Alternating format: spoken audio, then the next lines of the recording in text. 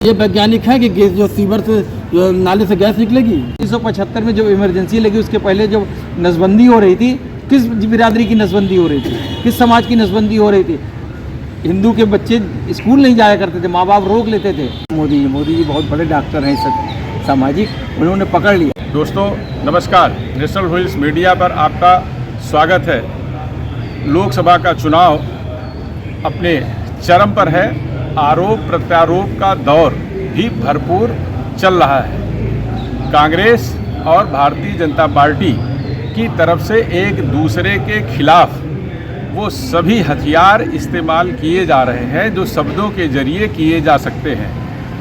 हमारे साथ हैं उत्तर प्रदेश कांग्रेस कमेटी के सदस्य अनिल कुशवाहा जी और भारतीय जनता पार्टी प्रयागराज के वरिष्ठ नेता हैं पवन श्रीवास्तव जी। सबसे पहले अनिल जी से मैं मुखातिब होना चाहूँगा। अनिल जी, 2 चरणों के चुनाव हो चुके हैं।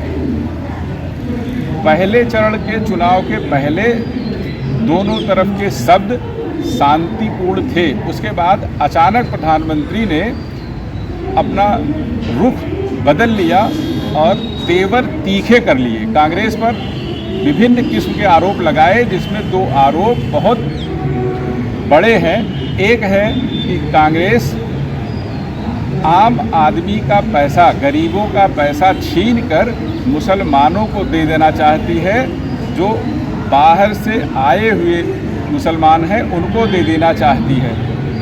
महिलाओं के जेवर भी गिरवी रख करके या उनको भी छीनकर मुसलमानों को बांट देना चाहती है। इस पर आप क्या कहना चाहेंगे? क्योंकि मैं आपके चैनल के माध्यम से मैं एक बात कहना चाहूँगा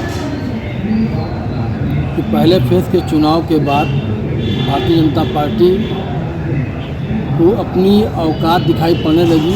जनता ने इनका साथ छोड़ दिया, इसलिए मोदी जी आज उग्र हो गए हैं और आरोप ज़बरदस्ती का लगा रहे हैं। क्योंकि कांग्रेस ने जो अपनी योजनाएं जनता तक भेजने का प्रयास किया है, उसमें कहीं पर भी किसी मुसलमान को देने की बात नहीं है। हमने अपनी बात रखी है, आम जनता की बात रखी है, आम महिलाओं की बात रखी है, नौजवानों की बात रखी है, किसानों की बात रखी है, जो हम दे सकते हैं। उन नौजवानों को जो शिक्षा पाने के बाद नौकरी के लिए भटक रहे हैं, उनकी बात रखी है। उनको कैसे नौकरियां दी जाएंगी, उसकी बात रखी है। और रही बात जो महिलाओं की महिलाओं के साथ ये मंगलसूत्र की बात जो मोदी जी ने कहा है, आपको मालूम होना चाहिए कि मंगलसूत्र और मांग का सिंदूर 2 चीज़ें ऐसी है जो महिलाओं का सम्मान बढ़ाती है। और महिलाओं का सम्मान बढ़ाने वाली चीज़ें मंगलसूत्र, ये तो छोड़ के भाग गए, तोड़ के भाग गए। और ये तो आनंदीबेन है जो मांग में सिंदूर डाल करके अपनी सुहाग को बचा के रखी है। सौभाग्य की बात है मोदी जी के लिए, लेकिन मंगलसूत्र की लाज इन्होंने नहीं रखी है। उस मंगलसूत्र की लाज प्रधानमंत्री ने जो कहा, जो भी उनका शब्द है, वह शब्द उन्होंने कांग्रेस के घोषणा पत्र में निहित जो उसमें शामिल किए गए मुद्दे हैं, उन्हीं में से चुनकर उन्होंने निकाला, ऐसा उनका कहना है। आप उन शब्दों को, हमारे जो घोषणा पत्र में कहीं पर भी किसी मुस्लिम का नाम नहीं, किसी मुस्लिम महिला का नाम नहीं, और कहीं पर भी नहीं। भारतीय जनता पार्टी के नेता कह रहे हैं कि कांग्रेस पूर्व में भी तमाम ऐसी योजनाओं को लेकर आई जो उसका घोषणा पत्र में शामिल नहीं थे। देखिए, घोषणा पत्र में जो शामिल होता है वही बात की जाती है। अब आप पीछे बात बताओ, आगे की बात बता दो कि भैया मुसलमान, मोदी जी ने कहा था मैं 15 लाख दूंगा, नहीं मिला। किसानों की आय दुगनी कर दूंगा, नहीं मिला। मैं ये कर दूंगा, नहीं मिला। और उसके बाद अलैया मलैया मोदी जितने थे सब जो गए उनको ले आए, नहीं ले आए। पूरी दुनिया घूम लिया इन्होंने, कहा हम जो यहाँ फैक्ट्री लगाएंगे, नहीं हुआ।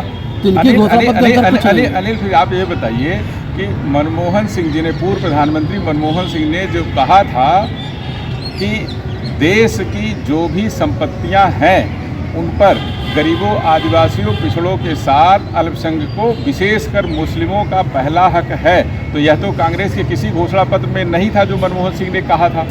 मनमोहन सिंह घोषणा पत्र नहीं कहा, उन्होंने कहा गरीबों को, मजलूमों को लिए उन गरीब उसमें जिसमें ब्राह्मण भी है, जिसमें क्षत्रिय भी है। नहीं, मनमोहन सिंह ने एक प्रेस कॉन्फ्रेंस में अपनी बात को फिर रिपीट किया कि हाँ मैंने ये बात कही थी कि मुसलमानों का हक है। वो प्रेस कॉन्फ्रेंस में कहा ना, लेकिन जो मेन चीज़ है कि गरीबों के लिए, वो गरीब जो वास्तव में गरीब है, चाहे ब्राह्मण हो, चाहे क्षत्रिय हो, चाहे ओबीसी हो, चाहे SC/ST हो, चाहे आदिवासी हो, तो उनकी बात हो रही है, गरीबों की बात हो रही है, गरीबों को देने के लिए। पवन जी, अनिल जी कह रहे हैं कांग्रेस के घोषणा पत्र में वह कोई बात है ही नहीं जो प्रधानमंत्री नरेंद्र मोदी उठा रहे हैं, वह अपनी तरफ से लगा करके बात कह रहे हैं।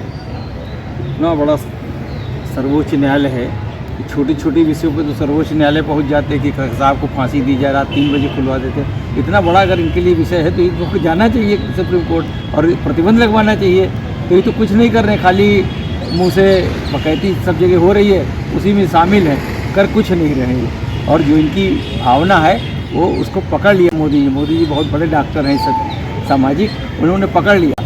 मनमोहन सिंह धीरे धीरे बोलते थे, धीरे धीरे कहते थे, अब आज मोदी जी कस के बोल रहे, तो इनको चिंता हो रही कि कस के क्यों बोल रहे हैं। जो पकड़ लिया, मुस्लिम प्रेम इनका बहुत पुराना प्रेम है, इनकी इंदिरा गांधी जी से शुरू हुआ। वो अप्रोच की पार्टी नहीं है कांग्रेस, कांग्रेस सदैव प्रपोज की पार्टी थी। जवाहरलाल नेहरू ने प्रपोज किया, इंदिरा जी ने प्रपोज किया, राजीव गांधी ने प्रपोज किया। क्या प्रपोज किया? अरे सब अपने साथ प्रपोज करके ले आए सब चीज़। तो जो दूसरे देश की लड़कियां ले आए तो सब प्रपोज से आती है, अप्रोच से नहीं आती, सब प्रपोज करके आ गई और यहाँ नाटक फैलाए हुए हैं अलग तरह का। ये तो आप व्यक्तिगत बातें उठा रहे हैं, व्यक्तिगत चीज़ों पर नहीं, मुद्दों पर आए। ये कह रहे हैं कि घोषणा पत्र में कोई चीज़ शामिल नहीं है, जो भी प्रधानमंत्री कह रहे हैं वह घोषणा पत्र से आपने कहा कि कांग्रेस का साथ जनता ने दे दिया, भाजपा का साथ छोड़ दिया। 2 बार से इनको विपक्ष का नेता नहीं मिल रहा है। आज ऐसी कौन सी लहर इनके प्रति चलने लगी कि इनको लग रहा है कि हम सरकार बना लेंगे? वह 2 चुनाव तो पीछे छूट गए, यह तीसरा चुनाव है। और क्या भारतीय जनता पार्टी ने क्या गलती की है? आप चुनाव करिए, तो नए चुनाव हैं, वोट देते समय। फिर ये बताइए कि जब पहले चरण के चुनाव तक कोई बात नहीं थी, दूसरे चरण के चुनाव के ठीक पहले प्रधानमंत्री अचानक आक्रामक हो गए और उन्होंने बिल्कुल उस रूप को अख्तियार कर लिया जो कभी शिवसेना जैसी पार्टी करती थी, खुलकर बिंदास होकर खुलेआम मंच से हिंदू मुस्लिम करती थी।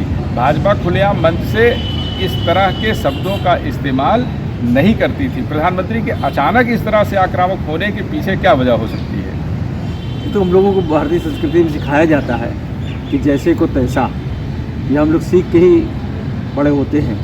टीट फॉर टैट, जैसा कि जैसे को तैसा, उसी आधार पर चल रहा है। सैम पित्रोदा कहाँ से आ गए? जब वो चुनाव में कहीं है नहीं, भारत में रह नहीं रहे, तो सैम पित्रोदा की बात क्यों मानने के लिए कांग्रेस इतना तैयार है?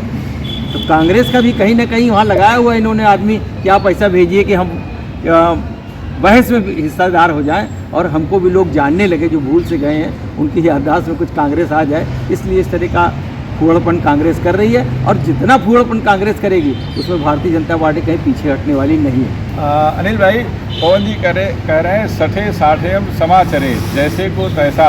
तो कांग्रेस जैसा कर रही थी, प्रधानमंत्री ने उसको उसी रूप में जवाब दिया, क्योंकि वह जनता के मनोविज्ञान से ज़्यादा कांग्रेस के मनोविज्ञान को, उसकी मनस्थिति को ज़्यादा अच्छे तरीके से समझते हैं।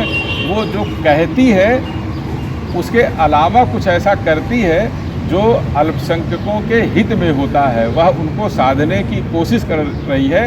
प्रधानमंत्री ने उसके घोषणा पत्र को अच्छे से भांप लिया, उसके हिडन एजेंडे को भांप लिया, ऐसा पवन जी कहना चाह रहे हैं। क्या है कि क्या उसमें कुछ हिडन एजेंडा है पूर्व की भांति?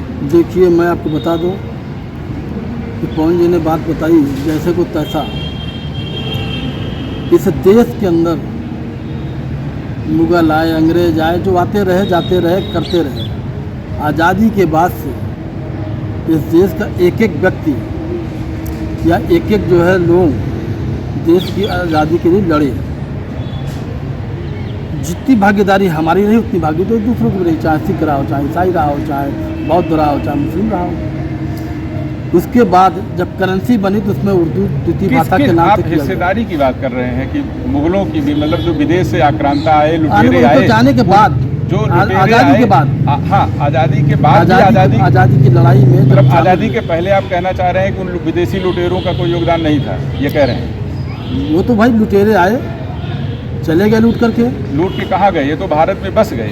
देखिए कुछ लोग बसे, आखिरी मुगल ने भी कहा था, बहादुर शाह जफर ने, कि 2 गज जमी भी मैसर ना हो हिंदुस्तान वतन। ये सब जानते हैं।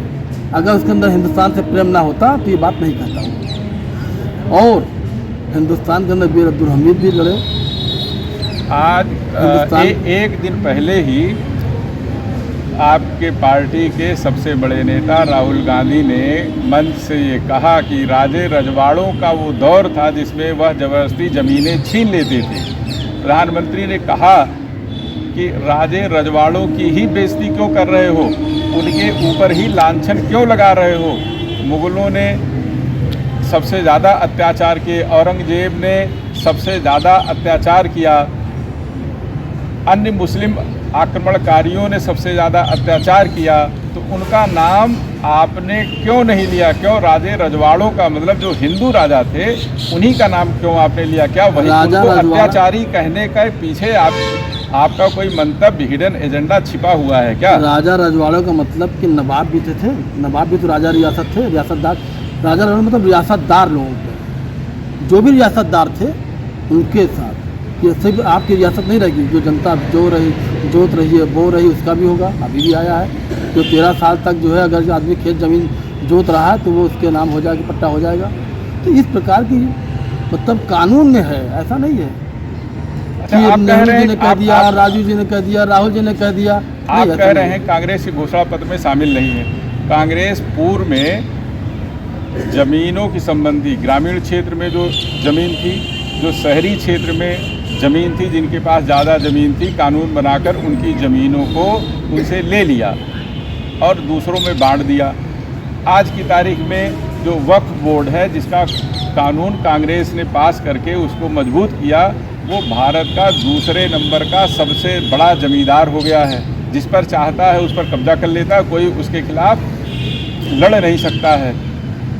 ये तो उसे कभी कांग्रेस के एजेंडे में था ही नहीं, कभी कांग्रेस के घोषणा पत्र में था ही नहीं। कांग्रेस ने अपने घोषणा पत्र के अलावा तमाम ऐसे काम किए जो उसके घोषणा पत्र में नहीं थे, जो हिंदुओं के खिलाफ गए। तो क्या प्रधानमंत्री ने उन सभी चीज़ों को कोरिलेट करके ये कह दिया कि कांग्रेस जो कह रही है, जो बता रही है, वह घोषणा पत्र में है नहीं, लेकिन आएगी तो ये कर डालेगी? ये सिर्फ सोचने की बात है, हमारे मन गढ़न बात है कि कर सकती है, क्या कर देगी, वक्त बताएगा। ये तो बताने की बात है। लेकिन संविधान बदल जाएगा कि नहीं बदल जाएगा, किस सोच का यही सोच है ना, कहा ना, किस सोच का परिणाम करके कि आप संविधान की बात है। जब सुप्रीम कोर्ट कोई चीज़ लागू करता तो आपने तुरंत बदल दिया, CGI को आपने किनारे कर दिया और आपने कानून बना करके अलग कर दिया। सबसे पहले राजीव गांधी की ही सरकार ने किया था। सुप्रीम कोर्ट ने जो कहा उसको संसद में उन्होंने बदल करके साहबानो प्रकरण में पूरा मामला पलट दिया। नरेंद्र मोदी ने जो सुप्रीम कोर्ट के फैसले को बदला वो SC/ST के मामले में था। सुप्रीम कोर्ट ने जो SC/ST के मामले में कहा, उससे भारतीय जनता पार्टी के नेताओं को लगा कि SC/ST कानून कमज़ोर हो जाएगा, तो उन्होंने कहा भाई इसको और मजबूत कर देते हैं। तो ये मामला तो राजीव गांधी ने ही शुरू किया था, सुप्रीम कोर्ट के फैसले को बदल के साहबानों वाले क्या मजबूत हुई? या तो कौन सी मजबूत हुई? SC मजबूत हुए या इससे OBC के लोग मजबूत हुए? कर्नाटक में जो OBC का काट के दे दिया मुसलमानों को आरक्षण, उस पर नहीं बोल रहा है कोई आदमी कि वहाँ कांग्रेस की सरकार है। देखिए, कुछ चीज़ें ऐसी होती है जो प्रदेश सरकार के हाथ में होती है, कुछ चीज़ें होती है केंद्र सरकार के हाथ में होती है। बहुत सारी चीज़ें होती है कि दोनों कैसे खाएंगे। कांग्रेस ने जो किया, OBC का कोटा, OBC के आरक्षण का कोटा उठा के अल्पसंख्यकों मुसलमानों को दे दिया, उसी कोटे में काट कर। क्या यह घोषणा पत्र आप निंदा कीजिए सार्वजनिक? आप इसी उत्तर प्रदेश में भी OBC का जो कोटा है उसमें अंसारी, मंसूरी, तमाम ये आते हैं। आप लिस्ट देख लीजिए, आते हैं इसमें। तो कहाँ, जहाँ वहाँ नहीं था इसे वहाँ किया। ऐसा राष्ट्रीय पिछड़ा वर्ग आयोग ने कहा कि कर्नाटक सरकार ने जो किया उसमें सभी मुसलमानों को ओबीसी में शामिल कर लिया है, ये गलत है। क्या आप उससे सहमत हैं? खान पठान तो शामिल हो नहीं सकते, क्योंकि छत्री और सिद्दीकी जितने अरे अब सुप्रीम कोर्ट से बड़े तो हम लोग नहीं है ना। सुप्रीम कोर्ट ने जो टिप्पणी की उस पर आप बताइए कि आप सहमत हैं कि नहीं सहमत कोर्ट हैं? टिप्पणी कहाँ किया इसने? ऐसी टिप्पणी सुप्रीम कोर्ट ने किया ही नहीं है। अभी तो राष्ट्रीय पिछड़ा वर्ग आयोग ने कहा है कि कर्नाटक सरकार ने जो आज किया सबको शामिल नहीं कर सकते। ये सब पिछड़े नहीं हैं, सभी मुसलमान पिछड़े नहीं हो सकते। हैं। मुसलमानों में और ईसाइयों में जाति नहीं है। जो मुस्लिम है वो मुस्लिम है, उसमें कोई अगड़ा पिछड़ा नहीं, ये नहीं है। जो ईसाई है वो सिर्फ ईसाई। हिंदुओं में जाति प्रथा है, मुसलमानों में जात नहीं है। मुसलमानों में भी जात प्रथा है। तो इसके पहले कांग्रेस ने मुसलमानों की जातियों को क्यों नहीं उठाया? बराबर उठाया। उत्तर प्रदेश के अंदर है ये चीज। कभी कांग्रेस ने मुसलमानों के अंदर उस किस्म से जातियों की चर्चा नहीं की जिस किस्म से हिंदुओं में अगड़ा ओबीसी एससी एसटी की बात कांग्रेस करती रही है। उस किस्म से मुसलमानों के अंदर जो जातियां हैं उनकी चर्चा कभी नहीं की। ऐसा फिर क्यों? चर्चा करने की जरूरत ही नहीं थी, क्योंकि जब हमने उनको दे दिया है भाई, ओबीसी में कैटेगरी बनी उसमें मुसलमान भी आ गए, पपर में कैटेगरी बनी उसमें जो मुसलमान भी आ गए। अनिल भाई कह रहे हैं जब वहाँ चर्चा नहीं करते तो यहाँ चर्चा क्यों? जब मुसलमानों में जात की चर्चा नहीं करते तो हिंदुओं में जात की चर्चा क्यों करते हैं? ये तो मोदी जी की वजह से हो रही है। कांग्रेस चर्चा नहीं कर रही है। मोदी जी इसी चर्चा कर रहे हैं कि हिंदू मुसलमान बढ़ जाए और हिंदुओं का वोट जो हमारे साथ जो था वह जो उधर जो जा रहा है इंडिया गठबंधन में वो ना जाने पावे, इसलिए ये बात आ रही है। अनिल जी ये कह रहे हैं कि कांग्रेस कभी जाति को लेकर कोई चर्चा नहीं करती। ये तो भारतीय जनता पार्टी के नेता हैं जो उसे उकसाते हैं, तब वो कहती हिंदुओं में जात है। नहीं तो वो कभी जात की चर्चा नहीं की। वो मुसलमानों हिंदुओं में कोई विभेद नहीं देखती, सबको समान देखती है, कोई जात नहीं मानती। हम लोग ने जब थोड़ा समझ आई इस उम्र में 16, 17, 15 साल में, तो कांग्रेस ब्राह्मणों की और दलितों की पार्टी कही जाती थी। ये हम लोग सुनते आते कि कांग्रेस पार्टी ब्राह्मणों की और दलितों की है। कब कांग्रेस नहीं कहती थी जाति की बात? सदैव जाति की बात उसने किया। और ईमानदारी की बात करिए तो संविधान का श्रेय, संविधान लिखने का श्रेय दिया वो भी कांग्रेस का देन है। और क्या सच है ये? इस बात को सच कहेगा तो कहा जाएगा कि किसने लिखा संविधान? एक बहुत बड़ा विषय। सदैव कांग्रेस जातिवादी रही। संविधान लिखने वाला व्यक्ति कौन था बताइए ना? कौन था? नहीं था ना, अनपढ़ तो नहीं था। बाबा भीमराव कौन था? बाबा भीमराव अम्बेडकर जी। एक व्यक्ति डॉक्टर राजेंद्र प्रसाद सुनिए, जिन्होंने लिखा कि पूरे विश्व में कोई व्यक्ति दूसरा नहीं होगा जिसके लिए लिखा गया कि examine is better than examiner. दूसरा व्यक्ति नहीं, वो उसको आप विद्वान नहीं मानेंगे कुछ नहीं विद्वान, तो वो विद्वान नहीं थे। कांग्रेस ने वोट के लिए राजनीति की, जिसका दंड भोग रहा है समाज। उस वक्त ऐसी बात नहीं थी। अरे ऐसे अब उस समय ऐसी बात नहीं थी। देखिए हिडन एजेंडा की बात कर रहे थे। आज अगर हम यहाँ आप सुनिए, आप हिडन एजेंडा की बात कर रहे थे। 1975 में जब इमरजेंसी लगी उसके पहले जब नसबंदी हो रही थी, किस बिरादरी की नसबंदी हो रही थी? किस समाज की नसबंदी हो रही थी? हिंदू के बच्चे स्कूल नहीं जाया करते थे, माँ बाप रोक लेते थे। फिर उसके बाद आए हम लोग 24 में नहीं, फिर उसके बाद रामायण भी सुनिए। भगवान राम का काल्पनिक जो इन्होंने है वो दिया शपथ पत्र, वो किस एजेंडे में था? तो ये उसी तरह छिपे एजेंडे में मंगलसूत्र भी है। इसी तरह जो राम सेतु वाला मामला अभी आपके सरकार में ही 4-5 साल पहले आया कि राम सेतु वाला जो पत्थर वो जिसको पुल बताया जाता है कि राम सेतु है ये, उसके बारे में अभी सुप्रीम कोर्ट ने क्या कहा आपने देखा होगा। तो बताइए, देखिए धीरे धीरे इतिहास की परतें खुलती है। तो राम सेतु के बारे में तो मनमोहन सरकार के दौरान ही उसके बाद भी सरकार में आया, कांग्रेस ने शपथ पत्र दिया। शपथ पत्र तो वैज्ञानिकता राहुल गांधी वैज्ञानिक, अमेरिकी संस्था जिनको राष्ट्रीय पप्पू कहा जा रहा है वैज्ञानिक, जिसको राष्ट्रीय पप्पू कह रहा पूरा देश, वो वैज्ञानिक है। वो वैज्ञानिक नहीं है। ये वैज्ञानिक है कि गैस जो सीवर से जो नाले से गैस निकलेगी, क्यों नहीं निकलेगी? नाले से गैस निकलती है तो चाय बनेगी, क्यों नहीं बनती? ये अनिल जी ये कह रहे हैं कि प्रधानमंत्री ऐसी बातें कह जाते हैं जो संभव नहीं है।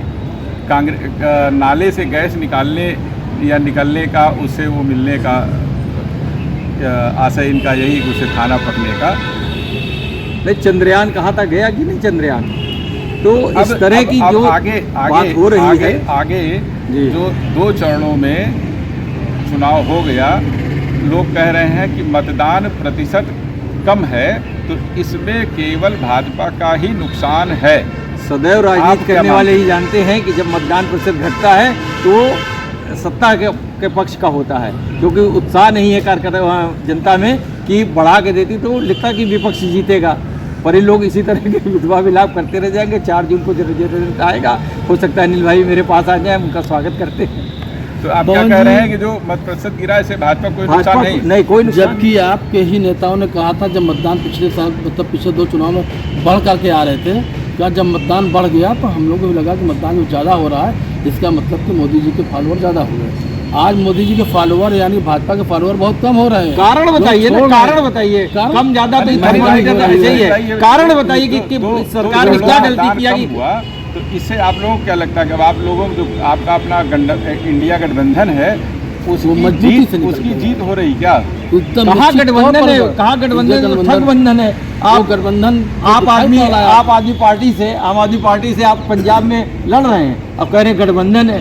केरल में कांग्रेस और वाम पार्टी लड़ रही है, आपस में समझौता कर रही है, अब कह रहे कि ये कौन सा गठबंधन है? कहीं पर जो है समझौता कराया जाता है, कॉन्ट्रैक्ट मैरिज है ये। मुस्लिमों की दोस्ताना मुकाबला भी हो जाता है, ऐसा नहीं है। लेकिन आज जो 2 चरण के चुनाव हुए, उस 2 चरणों के चुनाव के मतदान को देखते हुए कांग्रेस जानती है कि हम बढ़त पर आ रहे हैं और इसीलिए मोदी जान रहे हैं कि मैं कमज़ोर हो रहा हूँ, इसलिए मोदी जी उग्रता कर रहे हैं। गालिब ख्याल अच्छा दिल बहलाने के लिए 4 मंचों पर वो ठीक है सब हिंदू और मुसलमान भारत पाकिस्तान की बात करने लगे हैं, मंगलसूत्र की बात करने लगे हैं, बार बार इन सब चीज़ों का। अब आप बहस करना हो तो बेरोजगारी बात करिए, बहस करना तो रोजगार और बात करिए। 14 के पहले सब रोजगार था, आप भी उसी उम्र में रहे होंगे, हम भी उसी उम्र में रहे, आप भी उसी उम्र के लोग रहे। कौन सा रोजगार था? इतने हम लोग को तो नहीं मिला था कोई रोजगार, आपको मिला था? 14 के बाद तो कितनी फैक्ट्रियां बंद हुई, कितनी नौकरियां अनिल भाई, तब प्रधानमंत्री मनमोहन सिंह जी ने ये कहा था कि सबको सरकारी नौकरी नहीं मिल सकती, सभी बेरोजगारों को सरकारी नौकरी नहीं मिल सकती, इसलिए उनको स्वरोजगार की तरफ भी सोचना चाहिए। वही बात नरेंद्र मोदी ने भी घुमाकर कही, पकौड़ा बेचो, स्वरोजगार करो। पकौड़ा, ये तो राहुल गांधी की वैज्ञानिकता है। ये पकौड़ा बेचने का काम मोदी जी ने मंच पर कहा था कि पकौड़ा भी बेचिए। मतलब जो ठेलिया पर पकौड़ा बेचते हैं, जो फुल्की लगाते हैं, जो सब्जी बेचते हैं, वह काम करना क्या बेकार है? वह हीनता की भावना से ग्रसित रहे क्या? आप ऐसा कह रहे हैं क्या? हीनता की भावना से ग्रसित नहीं, जब हम शिक्षा पाते हैं, जब मैं PhD करता हूँ, जब मैं MA LLB करता हूँ, जब मैं BTech करता हूँ, जब मैं M.Tech करता हूँ, जब हमें नौकरी नहीं मिलेगी और हमें आकर के वही करना पड़ेगा, तो हमें इसी शिक्षा तब पैसा लगा के क्यों करें? तो हम शिक्षा ही न दें।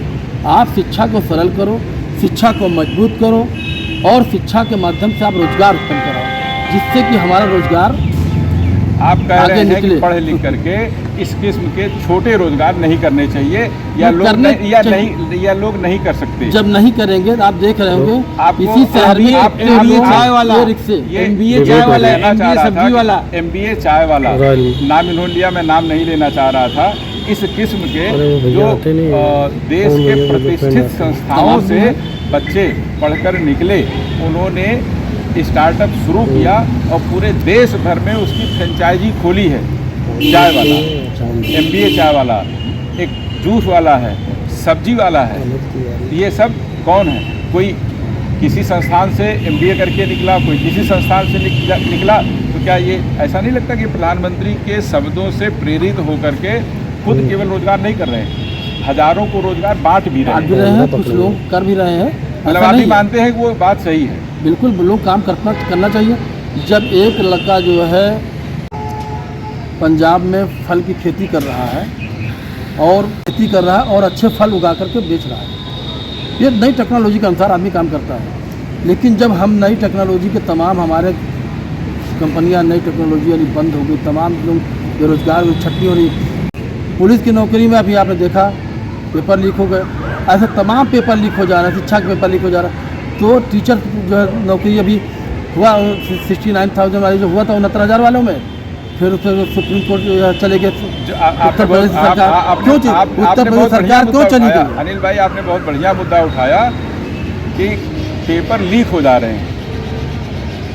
जिस प्रदेश में आप बैठे हैं, इसी प्रदेश में 2017 के पहले जिस शहर में आप बैठे हैं, प्रयागराज में, इसी में है उत्तर प्रदेश राज्य लोक सेवा आयोग। इस लोक सेवा आयोग को यहाँ के हुई भर्तियों में भ्रष्टाचार को लेकर लोग इसका नाम बदल करके दूसरा एक पार्टी के नेताओं के ऊपर कहने लगे थे। यही वह प्रदेश है जिस प्रदेश में सरकारों, पार्टियों और उनके नेताओं के जरिए पर्चियों पर लिख करके जाती थी और भर्तियां हो जाती थी। आप तो उन्हीं पार्टियों के साथ गठबंधन करके चुनाव लड़ रहे हैं, आप कह रहे हैं पेपर लीक हो जाता है। जिस उत्तर प्रदेश में आप हैं, मुख्यमंत्री योगी आदित्यनाथ ने जो पेपर लीक हुए उसमें उन्होंने जांच बैठाई, भर्ती को निरस्त कर दिया, कहा दूसरी भर्ती होगी। पुराने मामलों में पिछले जिस पार्टी के साथ आप मिलकर चुनाव लड़ रहे हैं उसकी सरकार में कोई भर्ती निरस्त नहीं हुई, सब भर्तियां हो गई, सब में भर्ती हो गई और जांचों के बाद भी अभी कोई उसका परिणाम फिलहाल नहीं निकला। 10 सालों से 7 सालों से उत्तर प्रदेश में मोदी जी की भी सरकार है। अगर गलत हुआ था तो उस पर आप कर सकते थे, ऐसा नहीं कि नहीं कर सकते थे आप, लेकिन आपने नहीं किया क्योंकि आप जानते हैं जब अभी 69,000 शिक्षकों की भर्ती की जब मामला आया, जब कोर्ट ने आदेश कर दिया कि आप भर्ती करिए, लोगों ने ज्वाइन भी करना चालू कर दिया, फिर सुप्रीम कोर्ट चले गए। क्यों चले गए? यानी कि इनकी मंशा ही नहीं है कि हम शिक्षकों की भर्ती करें। जब मंशा साफ नज़र आती है, जब हाई कोर्ट ने कर दिया तो आपको सुप्रीम कोर्ट जाने की जरूरत नहीं थी। क्यों किया? आप नहीं चाहते हैं कि लोगों को नौकरी मिले। मतलब अगर अगर हाई कोर्ट किसी मामले में कोई फैसला दे दे और सरकारों को लगे कि यह ठीक नहीं है तो वह उसके खिलाफ उच्चतम न्यायालय में ना जाना और प्रतिवादी का नहीं, तो जिस वक्त उत्तर प्रदेश जो आपको पसंद हो वो हो। उत्तर प्रदेश सरकार मुकदमा लड़ रही थी ना हाई कोर्ट में, तो जब क्या यहाँ पर डिफेंस नहीं कर पाए, वो यहाँ पर बात नहीं रख पाए जो जाकर के सुप्रीम कोर्ट बात रखे। कौन भाई, अनिल जी का फोकस ये है कि आप रोजगार की बात नहीं करते, आप विकास की बात करते हैं, घुमा फिरा के करते हैं, लेकिन काम नहीं करते, आप रोजगार दे नहीं पा रहे हैं। तो आप जब अपने 10 साल की सरकार में पूरी तरह असफल हो गए लोगों को संतुष्ट करने में, तो इसलिए आपने हिंदू मुसलमान का मुद्दा उठा दिया, आपकी पार्टी के नेताओं ने उठा दिया। हम लोग बैठे उसके सामने देखिए विकास किस तरह से हो रहा है। कितने हजार मकान रेलवे के बन गए और प्रधानमंत्री आवास योजना, मुख्यमंत्री आवास योजना, सड़क चौड़ीकरण, उज्ज्वला योजना, जनधन योजना इतनी चली, पर अब आप चश्मा दूसरा लगाए तो नहीं दिखेगी। हम मानते हैं इनको नहीं दिख रही होगी क्योंकि उनका उद्देश्य ही गलत है। और नहीं तो हर जो व्यक्ति हम लोगों के यहाँ कहीं बाहर से आता है, नाते रिश्तेदार, वो कहता है यार हम तो आगे निकल गए, हमको तो पता ही नहीं चला घर कहाँ चला गया। तो ऐसे भूल जा रहे हैं लोग, अपने नाते रिश्तेदार, अपने मित्र भूल जा रहे हैं। ये विकास नहीं हुआ। सड़कें इतनी चौड़ी होती थी, आज इतनी चौड़े चौड़े दिल खोल के चलिए। ये विकास का क्या इनका मानक है? दोस्तों, तीसरे चरण के मतदान की तारीख अब करीब आ रही है। दोनों पार्टियां या कह लीजिए सभी पार्टियां अपने अपने प्रत्याशियों के लिए जी तोड़ प्रयास शुरू कर चुकी हैं। वह चाहती हैं कि उनके प्रत्याशी जीते, प्रतिद्वंदी के प्रत्याशी हारे। इसके लिए शब्दों के तीर चल रहे हैं। उनमें कौन घायल होता है, कौन बिस्तर पकड़ता है और कौन जीत कर जून में आगे आएगा, यह देखने वाली बात होगी। आगे फिर हम कुछ और साथियों के साथ मिलेंगे। तब तक के लिए नमस्कार।